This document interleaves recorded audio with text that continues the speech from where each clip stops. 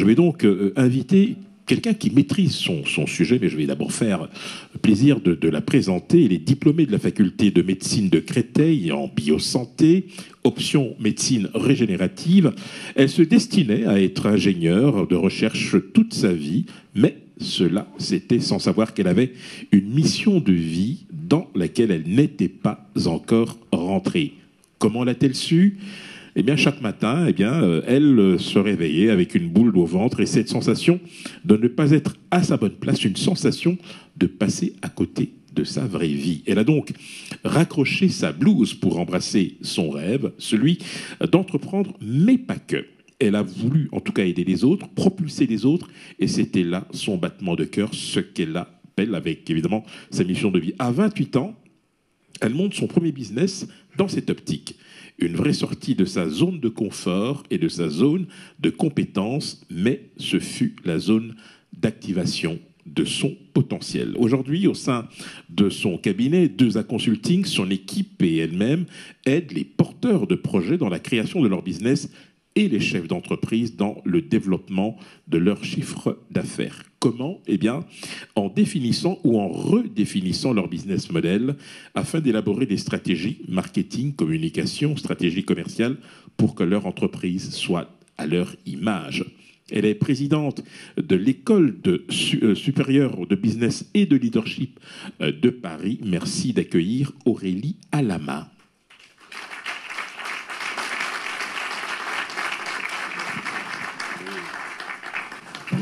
Bonjour à tous, bonjour à toutes et à tous. Est-ce que vous pouvez applaudir pour vous quand même, parce que vous avez bravé la pluie, le froid, le réveil matinal, un peu plus fort quand même. Voilà, merci beaucoup, merci pour cette présentation. Alors, je vais vous parler un peu d'intelligence financière. Est-ce que ça vous parle ce mot, l'intelligence financière ? Est-ce que des gens ont déjà entendu parler ? Mais pas celles qui sont mes clientes, bien sûr. À part ça, ça vous parle l'intelligence financière ? Est-ce que vous pouvez lever la main si vous avez déjà entendu parler d'intelligence financière ? D'accord. Alors moi, je vais faire une introduction à l'intelligence financière. Je ne vais pas rentrer dans les détails, mais je vais faire une introduction. Alors, j'aimerais que vous écriviez ça en quelque part. Vous allez regarder assez souvent. L'argent n'est pas un but. Pourquoi je dis ça ? L'argent n'est pas un but, mais un moyen de faire quelque chose plus grand que lui. Bon, si je vous donne 1 million d'euros, ou de dollars, ou de ce que vous voulez, vous n'allez pas prendre l'argent, le mettre sur votre lit et sauter dessus comme les rappeurs américains, on est d'accord ? Donc ça veut dire que c'est pas l'avoir de l'argent, c'est pas le but. C'est que vous voulez faire quelque chose d'autre avec cet argent-là. Donc, écrivez ça en quelque part, parce que souvent, les gens, quand je leur demande pourquoi vous voulez de l'argent, ils ne savent pas. Pourquoi vous voulez de l'argent ? Pourquoi faire ? Alors, ça, je ne vais pas non plus aller trop dedans, mais c'est juste pour que vous puissiez comprendre que l'intérêt de l'argent, c'est de circuler. Et pas de rester sur vos comptes en banque, dans de grosses épargnes. Et donc vous voyez à la Banque centrale, les banques que vous avez traditionnelles, les entreprises, les ménages, bien sûr l'État, puisqu'on nous prend des taxes, etc. Et vous voyez qu'il y a des flèches. Donc l'argent rentre, l'argent sort. Le but de l'argent, c'est de circuler. Bon, on va faire un petit exercice de mathématiques. Qui est bon en maths ? Qui est bon ? Je vois tout le monde se crisper sur son fauteuil. Ok. Le trillion, c'est une unité de mesure qui correspond à 1000 milliards ou à 1 million de millions. D'accord ? Alors, la Central Intelligence Agency dit qu'il y a 89 trillions d'euros qui ont circulé en 2017. Ça fait combien de milliards ? Alors, 90, moi je suis française, du coup... Ça fait combien en milliards ? 89 000 ? 89 000 milliards. Ok. Qui est milliardaire ici ? Aïe, mais c'est facile. Milliardaire en dollars ou en euros, hein, pas en CFA. Alors pourquoi je dis ça ? Parce que si cet argent circule, c'est qu'il existe. On nous dit toujours que c'est la crise, qu'il n'y a pas d'argent, etc. Mais en fait, non. Il y a de l'argent qui circule. Vous vous souvenez de ce que je vous ai dit juste là ? L'argent, il circule. Sauf que le problème, c'est qu'il ne circule pas dans votre compte en banque. Je vais vous dire des vérités, vous n'allez pas aimer. Hein. Mais c'est pour vous aider. Alors, l'argent circule. La preuve, puisqu'il y a 89 trillions d'euros Et en fait, le cerveau, quand il n'a pas l'habitude de certaines sommes, il bug dessus. Vous avez vu à un moment, pour les calculer, c'est plus compliqué. Mais c'est pas grave, parce que justement, je veux vous brusquer avec ça pour que vous alliez plus loin dans ce que vous faites. Le but, c'est vraiment de vous brusquer dans cette présentation. OK? Alors, ça encore, ça va vous brusquer. Il y en a qui connaissent déjà un peu cette masterclass. Regardez. 1% de la population détient combien de pourcents de la fortune? 51%. 1% de la population détient 51%. Alors, d'après vous, pourquoi ces 1% là ont 51% de la richesse? Ensuite, vous avez 10% qui ont 38%. Et puis, c'est là où c'est problématique parce que là, on se coince dans ce côté-là. 11% qui ont 90% pardon, de la population qui a juste 11% des richesses. C'est ce qu'on appelle l'inégalité de répartition des richesses. Mais d'après vous, pourquoi? Est-ce que quelqu'un a... Moi, j'aime bien échanger avec vous. Est-ce que quelqu'un a une idée de pourquoi? Vous pouvez parler, il n'y a pas de souci. On fait pas circuler l'argent, quoi d'autre? C'est la connaissance, en fait. C'est la connaissance. Alors, comme j'ai dit tout à l'heure, l'argent est une énergie circulante. Ça commence par la façon de penser. Je vous assure, regardez, le loto. Quand on donne à quelqu'un plusieurs millions, vous avez regardé un peu ce qui se passe avec les gens au loto ou pas? Qu'est-ce qui se passe après quelques années? Ils ramènent leur compte en banque à leur connaissance sur l'argent. C'est-à-dire qu'il va commencer avec, je ne sais pas, 5 millions, 10 millions, je ne sais pas combien il a gagné. On va dire qu'il a gagné 10 millions. Il va flamber l'argent. Il va inviter ses copains à boire, il va prendre des jets, il va acheter des grosses montres, des grosses maisons, etc. Mais il n'aura rien investi. Il aura bien fait circuler l'argent, parce que tout à l'heure j'ai dit qu'il va falloir le faire circuler, mais ça va circuler dans un seul sens. Ça va sortir et ça ne va jamais rentrer dans ses poches. Et ça, c'est un problème d'intelligence financière. Il y a plusieurs types d'intelligence. Le problème, c'est qu'à l'école, on ne nous parle que de l'intelligence logico-mathématique. En gros, soit tu es bon en maths, soit tu n'es pas bon en maths. Soit tu es intelligent parce que tu as 18, 19 dans les matières scientifiques ou français, maths, etc. Soit tu n'es pas bon. Alors que ce n'est pas vrai. Il y a plusieurs types d'intelligence. Et comprendre l'argent, c'est un type d'intelligence. Alors, ça déjà, c'est la première chose. Moi, je viens des Antilles. Et chez moi, ma mère me disait tout le temps, je n'ai pas un pied où je secoue et puis l'argent tombe. Vous avez déjà entendu ce genre de phrase? Quel type de phrase vous avez déjà entendu sur l'argent encore? L'argent est dur à faire. Ah, c'est compliqué. Il n'y a pas d'argent. Et tout ça, ça contribue à faire quoi? À vous programmer sur le fait que c'est dur d'avoir de l'argent. Ça vous programme à rester dans un niveau de richesse qui est plafonné. Ça commence par ça, en réalité. Et je me rends compte, en accompagnant certains entrepreneurs, qu'en fait, ils plafonnent eux-mêmes leur business. Vous avez beau leur donner toute forme de stratégie possible, ils vont eux-mêmes plafonner leur niveau de richesse par rapport à la connaissance qu'ils ont de l'argent. Alors, je vais faire juste un petit sondage. Qui est entrepreneur déclaré ici, avec un SIRET? Ok, d'accord. Qui a commencé une activité mais ne l'a pas encore déclarée? D'accord. Et qui est uniquement salarié, qui voudrait entreprendre? Ok. Alors, qui fait plus de 100 000 € de chiffre d'affaires déclaré annuel? Ok. Qui fait plus d'1 million d'euros de chiffre d'affaires déclaré annuel? Ok. Ok, d'accord. Donc, la différence, parce que vous voyez qu'il y a des gens qui font 1 million qui sont assis à côté de vous, donc ça veut dire que c'est possible. La différence, c'est ça. Vous avez vu les différents paliers? 100 000, 1 million, 10 millions, 100 millions, 1 milliard, comme vous voulez. Déjà, c'est les pensées, la connaissance, l'ADN financier. Ça se change. Tout à l'heure, le présentateur a dit que j'ai fait des études en médecine. Vous savez que l'ADN, ça se modifie. Si vous êtes exposé à des composants radioactifs, ça va faire quoi? Modifier votre ADN, entraîner des cancers, par exemple. C'est la même chose pour l'argent. Si vous vous exposez à des gens qui ont toujours des pensées limitantes par rapport à l'argent, ça va modifier votre ADN financier. De l'autre sens, si vous vous confrontez à des gens qui financièrement comprennent l'argent, ça va aussi modifier votre ADN financier. Et ça, c'est important de le comprendre. Il y a quelque chose dans notre communauté qu'on qu'on est en train d'implémenter, c'est la formation. Un chef d'entreprise doit se former. Et ça, c'est important. Sur l'argent, vous devez vous former. Vous devez comprendre comment fonctionne l'argent. Comment on investit 1 million d'euros? Comment on sécurise 1 million d'euros? Comment on multiplie 1 million d'euros? Alors, je dis 1 million d'euros, mais ça peut être 10 millions, ce que vous voulez. Vous devez apprendre à connaître ça. Parce que ce que je raconte toujours, c'est que ma première société, je l'ai faite à 28 ans. Elle cartonnait, mais comme mon niveau de connaissance à l'argent n'était pas au niveau du chiffre d'affaires que je faisais, qu'est-ce que j'ai fait d'après vous? J'ai fait quoi? Non, j'ai pas vendu. Ben, bien sûr, j'ai fait faillite. Ben, bien sûr, c'était logique.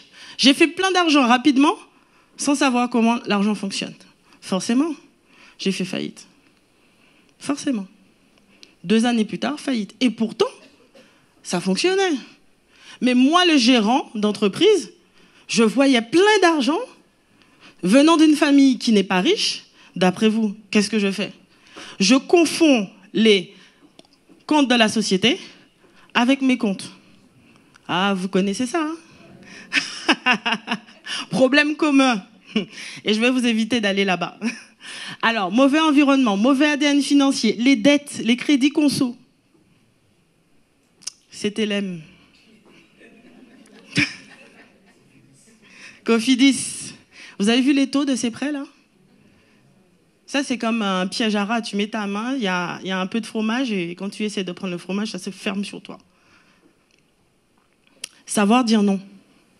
Combien de fois vous avez dit non aux personnes qui vous demandent d'envoyer de l'argent? Combien de fois vous avez dit non? Parce que vous savez que plus vous avez de l'argent, plus on va vous demander de l'argent. Il n'y a pas une semaine qui passe sans qu'on me demande 10 000 euros. C'est vrai? Il n'y a pas. Et alors, je vais vous expliquer un phénomène aussi que j'ai vu. C'est que pour moi, les factures sont toujours multipliées par 4. Quelqu'un m'a demandé 7 500 euros pour 10 minutes de show pour ouvrir un événement. 7 500 euros. 10 minutes pour danser, 10 minutes, 7 500 euros.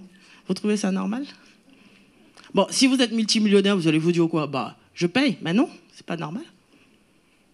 Tout ça, c'est savoir dire non. Et ensuite, le manque de conseillers. Vous devez avoir des conseillers.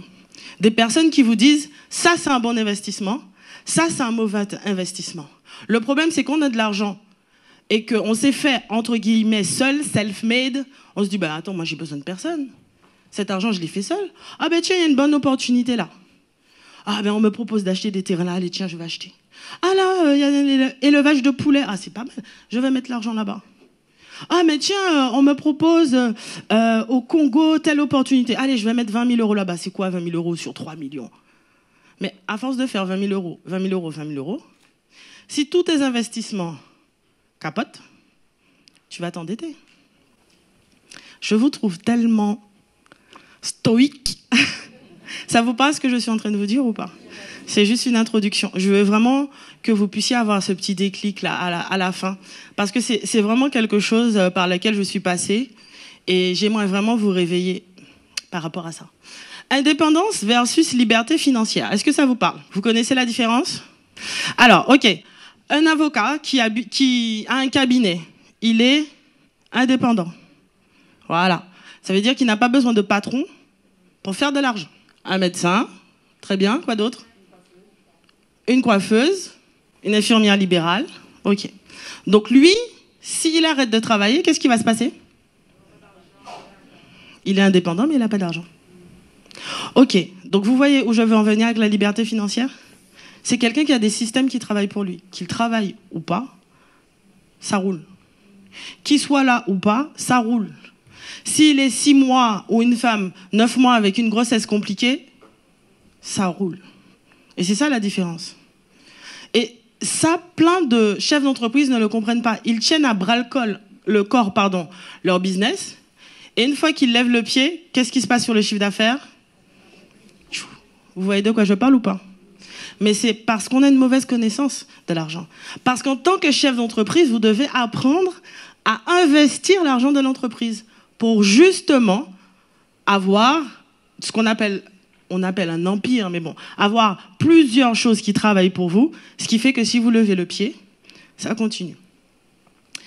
Donc, il y a 4 piliers de la liberté financière, et toutes les personnes qui sont riches ont ces 4 piliers-là.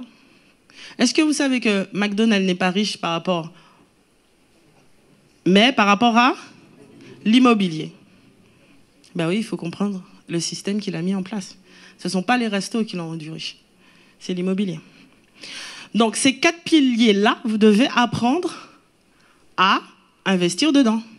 L'immobilier, l'entrepreneuriat. Alors quand je dis Internet, c'est tout ce qui concerne des business comme Amazon, vous voyez, du e-commerce, des choses comme ça qui fonctionnent sur Internet.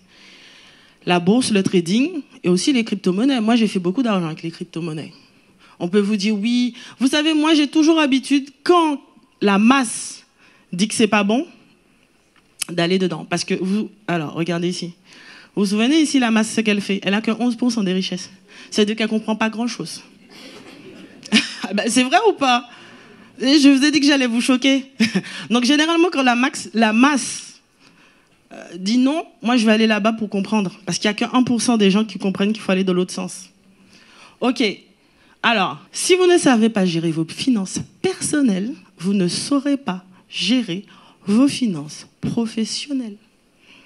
Si vous êtes à découvert tous les mois avec 2 000 € de salaire, ne croyez pas que quand vous allez faire 100 000 € tous les mois, vous n'allez pas être à découvert. C'est faux. Parce que ce qui se passe, c'est que vos besoins vont augmenter. Avant, je voyageais en classe éco, tranquillement. Mais maintenant, si tu me dis de voyager en classe éco, ça va être compliqué. Donc, ce qui fait quoi?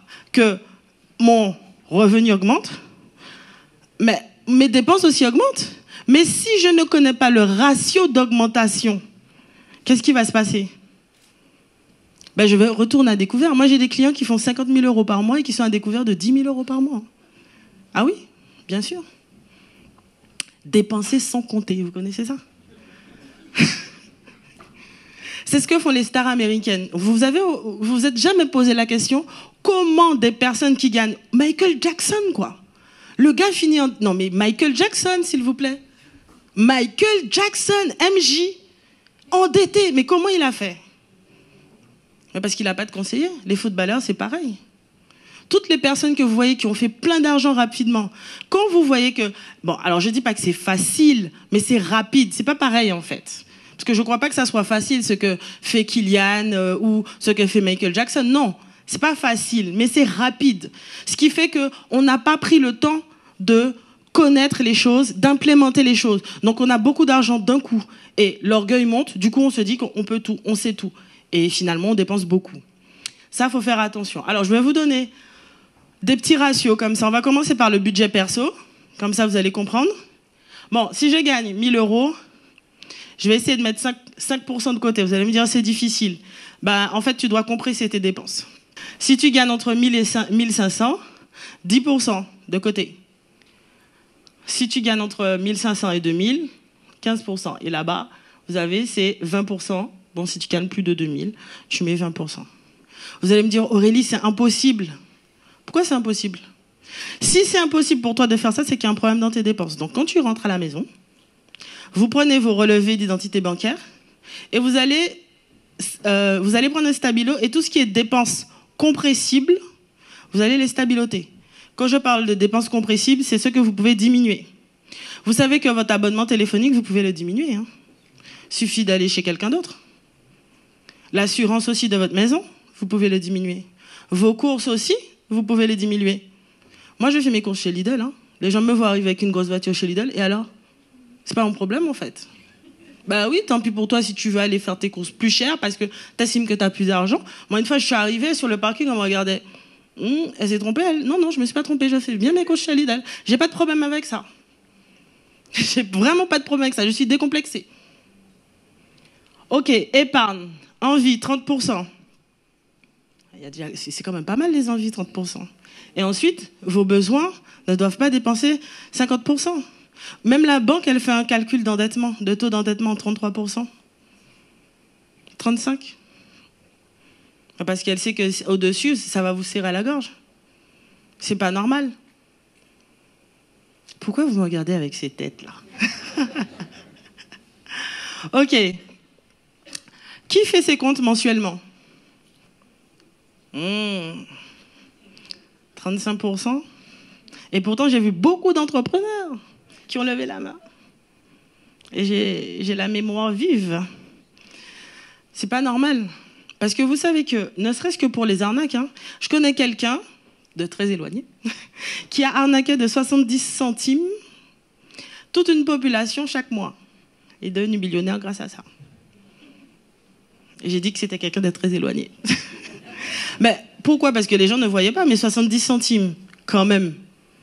Si tu regardes ton compte, tu vois que c'est 70 centimes.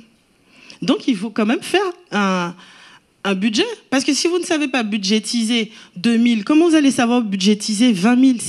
C'est pas vrai. Qu'on ne vous mente pas. C'est pas vrai. Ensuite, la méthode des enveloppes, c'est bien. Les femmes aiment bien cette méthode-là. Qui a dit ça marche, c'est vrai? Ah bah oui. La méthode des enveloppes, c'est bien. Tu as une enveloppe, tu sais que c'est ce montant-là qui est alloué et tu ne bouges plus. S'autoriser des écarts, ça c'est bien. Vous avez aussi la possibilité de faire des fichiers Excel. Ce qui est bien avec le fichier Excel, c'est que si vous savez bien manier l'outil, en fonction des dépenses, vous allez voir tout de suite si vous êtes en négatif ou en positif. D'accord? Mais faites votre budget chaque mois. Vous devez maîtriser vos dépenses. Alors, je vous ai mis des applis gratuites pour faire votre budget en ligne. C'est pour le perso, hein, d'accord? Vous pouvez screenshotter, faire des vidéos. Ça va vous aider. C'est bon? Ok, alors qu'est-ce que ces personnes ont en commun? Ce sont les 20% de personnes les plus riches. Donc déjà, en commun, il n'y a pas beaucoup de noirs. Hein? C'est pas bien, ça. Il n'y a pas beaucoup de femmes non plus, c'est pas bien. Qu'est-ce qu'ils ont en commun? Ne me dites pas que ce sont des vieux hommes de plus de 50 ans. Et c'est dommage, en fait, d'ailleurs. Puisqu'à cet âge-là, bon, c'est bien, mais bon, on aurait aimé être riche plus jeune, en fait. Ils ont quoi en commun, tous ces gens? Ils sont tous entrepreneurs. C'est la voie royale pour être riche. Donc, ça veut dire que vous avez déjà commencé le bon chemin. C'est la voie royale pour être riche. Quand vous regardez le top 10 des personnes qui sont milliardaires, ou le top 10 des personnes... c'est qui la personne la plus riche de Belgique? Est-ce qu'il y a des Français dans la salle? C'est qui chez nous? C'est Bernard Arnault, bien sûr. Vous devez connaître... Pourquoi? Parce que lorsque vous étudiez ce que quelqu'un a fait, vous comprenez les mécanismes de ce qu'il a fait. Ok? Ce sont des personnes qui sont entrepreneurs. Mais ils ont ça en commun. Déjà, la formation. Investissez en vous-même. Quelle est la dernière fois où vous êtes formé sur l'intelligence financière, la richesse, les investissements? Quelle est la dernière fois? Combien d'argent vous mettez dessus? C'est un investissement. Moi, j'ai mis des milliers d'euros sur le fait de comprendre comment fonctionne l'argent, comment on investit, à quel taux, comment diminuer et sécuriser, comment sécuriser un investissement. Tout ça, vous devez connaître. S'entourer des gens riches. Alors vous allez me dire, oui, mais bon, les gens riches restent entre eux. Ben, les gens pauvres aussi. Et on leur dit rien. Mais c'est vrai ou c'est pas vrai? Et c'est pas normal. Parce qu'on dit toujours, ouais, mais les gens riches, ils restent entre eux. Les gens pauvres, on leur dit rien. Mais fréquenter des lieux, vous savez qu'il y a des fois, il faut provoquer son destin. Vous allez au Péninsula vous asseoir à Paris. Vous prenez un café, 6 €. Bon, c'est un peu cher. Mais vous allez peut-être croiser des gens là-bas que vous n'allez jamais croiser sur le RERD ou dans le tram, en fait. Ben oui, il faut créer l'opportunité des fois. C'est s'entraider. Ça aussi, les gens riches, ils ont compris. S'entraider, c'est important. Parce que tu as quelque chose que moi, je n'ai pas, et moi, j'ai quelque chose que tu n'as pas. Et le réseau, c'est ce qui manque souvent pour s'enrichir.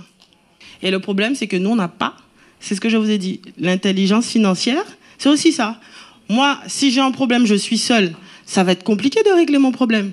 Mais si j'ai un problème et qu'autour de moi, j'ai un écosystème, je vais vous raconter une histoire. J'ai donné 10 000 € à quelqu'un pour faire du trading. J'ai dit, On va se calmer. Il m'a demandé 60 000. J'ai dit, d'accord, je te donne 10 000. On voit ce que tu fais avec ça. Puis après, on verra. Et mon avocate m'a dit, mais madame Alama, vous ne pouvez pas donner 10 000 euros comme ça. Faisons un contrat. Ah, je lui ai dit, ah oui. Heureusement qu'il y avait mon avocate. Donc, j'ai fait un contrat. Je lui ai donné les 10 000 euros. Et qu'est-ce qu'il a fait? Il est parti acheter des sacs pour sa femme avec l'argent. Mais qu'est-ce qui s'est passé? Ben, mon avocate lui a envoyé les huissiers. On a récupéré les sacs. Bah oui. Mais imaginez-vous que je n'avais pas d'avocat. Qu'est-ce qui se serait passé? J'ai perdu 10 000 euros. Un contrat, c'est 150 euros. Enfin, avec ma juriste, elle me fait un contrat à 150 euros. Avec 150 euros, j'ai sécurisé 10 000 euros. Ce qui fait qu'avec le contrat, ça me donne le droit de déclencher une procédure d'huissier. Je vais vous dire une phrase que mon avocate me dit tout le temps, c'est mon avocate qui dit ça, c'est pas moi. Hein. C'est que les gens pauvres attendent d'avoir un problème pour avoir un avocat. Les gens riches ont un avocat en cas de problème. On est d'accord? Bon, qui est-ce qui a un avocat dans la salle là, attitré? Ça, c'est bien. Le reste, quand vous sortez de là, cherchez des avocats. Oui, des bons, bien sûr. Pourquoi? Parce que vous avez vu là comment l'avocate, pour 150 euros, elle m'a empêché, elle a sécurisé 10 000 euros. Je n'y aurais pas pensé, en fait. En plus, c'était quelqu'un qui était proche. Donc moi, je me suis dit, bon, allez, tu lui donnes, on voit ce qu'il fait. Et voilà. Ils s'entourent d'autres riches. Donc, comme j'ai dit, ils épargnent. Vous épargnez en attendant un investissement. J'épargne pas comme ça. Le livret A, face à l'inflation, vous savez bien que... En tout cas, bon, en France, je sais pas. En Belgique, c'est quoi l'équivalent du livret A? Compte d'épargne, vis-à-vis de l'inflation, vous voyez que vous perdez de l'argent. Donc, il vaut mieux l'investir en quelque part où vous allez avoir quelque chose. OK, gérer mieux ses finances pro. Déjà, on se détache de l'émotionnel. Il y a des gens, quand ils n'ont pas d'argent, ils vont pas bien. Ah, vous connaissez ça. Donc, c'est pas bon. C'est pas bon, en fait. Ça veut dire que ton compte en banque va dicter si tu es bien ou pas. Non. Et comme tu as un émotionnel qui est lié à l'argent, ce qui fait que tu ne seras pas détaché pour faire des investissements. Quand on va te dire d'investir 100 000, ton cœur va s'emballer. Il y a quoi? Oui, c'est quoi le taux? 6%. Ok. Mais le livret A, c'est une très mauvaise chose. Hein. Par rapport à... Non, j'ai dit ça pour le mauvais exemple, parce que vis-à-vis de l'inflation, c'est pas une bonne chose. Est-ce que vous pouvez me dire, si j'interroge quelqu'un, ses charges fixes professionnelles? La personne peut me dire à 1 euro près. Moi, c'est tant d'argent de dépenses par mois. Qui peut me dire ça? Sur les finances professionnelles. Hein. Il n'y a que... Allez, 5% des gens. Non, c'était juste une question comme ça, en fait. Vous voyez? Normalement, vous devez savoir combien d'argent sort de votre société. Parce que si vous me dites, Aurélie, j'ai fait 20 000 euros ce mois-ci, mais que vous avez 18 000 euros de charges. Moi, c'est comme une fois, j'étais allée à un endroit et la personne disait, oui, moi, chaque année, je fais 800 000 euros de chiffre d'affaires. Bravo, monsieur. Et en bénéfice, 450 euros. C'est un RSA, ça. C'est un revenu. Donc, je vais travailler tout ça pendant 1 an pour avoir 450 euros de bénéfices? Mais est-ce qu'il y a un problème dans les dépenses de la société? On est d'accord ou pas? À 800 000 euros? Mais je parle de ce monsieur-là, justement. Ça veut dire qu'il est allé loin sans comprendre ce qu'il fait. C'est pour ça que j'ai donné son exemple. C'est-à-dire qu'il est déjà avancé, mais son niveau de connaissance à l'argent n'est pas avancé. Bah oui, parce que s'il fait 800 000 euros, quand même, c'est pas donné à tout le monde de faire 800 000 euros. Des constructions à faire avant. Donc, c'est vrai qu'à ce moment-là, excusez-moi, si tu as une création à faire, donc tu dépenses, tu connais tes charges fixes, d'accord, mais tu n'as encore rien gagné parce que tu as d'abord à créer, à construire, à investir. Merci à investir. Donc là, par exemple, dans un arbre, par exemple, il faut 7 ans avant qu'il donne son premier fruit. Voilà. Mais là, c'était pas son cas. C'est pour ça que j'ai donné son exemple précis. Parce que c'était pas son cas. C'est quelqu'un qui était dans l'entrepreneuriat depuis plus de 15 ans, en fait. Donc, du coup, pour le coup, il savait. Mais c'est vrai que si on est sur les 4-5 premières années, effectivement, ça peut avoir un déséquilibre dans la balance. Je suis d'accord. Mais ça, vous devez savoir, en fait. Vous devez connaître vos charges. Et vous devez les mensualiser autant que possible.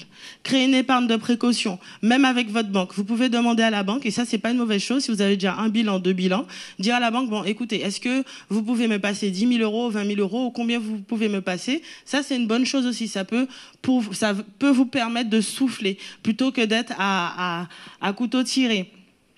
Est-ce que qui a un rendez-vous avec son banquier au moins une fois par trimestre? Ah, mais bien sûr, Sonia. Bien sûr, parce que souvent on a peur du banquier. Mais le banquier doit être votre allié, pas votre ennemi.